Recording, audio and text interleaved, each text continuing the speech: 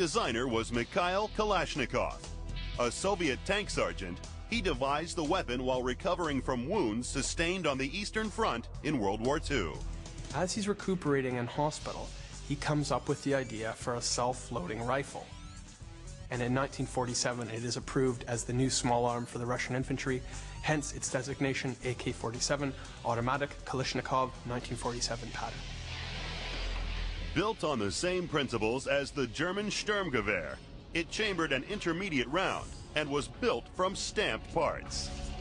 Easy to produce and relatively cheap, the AK-47 looked clumsy, but when tested, it was supremely reliable. And to soldiers, that reliability meant something. What can you do to an AK-47 to make it stop firing? Not a whole lot. Maybe drive over with a tank. The AK, you can bury it in sand, you can bury it in mud, you can abuse it to the degree where it's covered with rust and it will still work. That weapon is going to keep you alive. Cleaning the AK-47 was also easy. You pop off the machinery cover. There's the guts. They're real simple. You don't need Q-tips. You can use your finger and a towel, a rag. I saw Afghans clean their AK-47s. They just tie their bootlaces into a multiple of knots, dip them in motor oil, and yank them through the barrel. And that was clean enough. But what made the AK-47 a universal killing machine was the ease with which soldiers could be trained to use it. In the 1950s and 60s, the AK-47 became synonymous with Western fears of a massed Soviet invasion in Eastern Europe.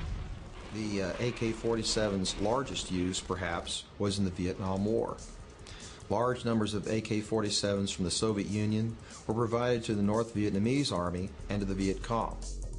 The AK-47 went head-to-head with the American M16 and emerged on the winning side. During the Cold War, the Russians would underwrite just about anybody who would say, oh, yeah, we're socialist. We hate the United States. They would throw Kalashnikovs at them. And so we have Kalashnikovs everywhere. If there's a single thing that represents the heyday of Soviet revolutionary expansionism, it is the AK-47. It becomes, next to Che Guevara's image on the high school student's t-shirt, the iconic image of the 1960s and 70s. It is everywhere. It's on the flag of a country, of Mozambique, because it was so central in their revolution. And so Americans have grown up seeing the AK-47 as the bad guy's gun. People don't like the looks of the AK. It's an ugly gun. You can't picture John Wayne carrying an AK-47. Would he carry one? Probably. He was a practical man. In 1974, the Kalashnikov was updated. The AK-74 fired a 5.45 millimeter cartridge and had a longer effective range of 550 yards.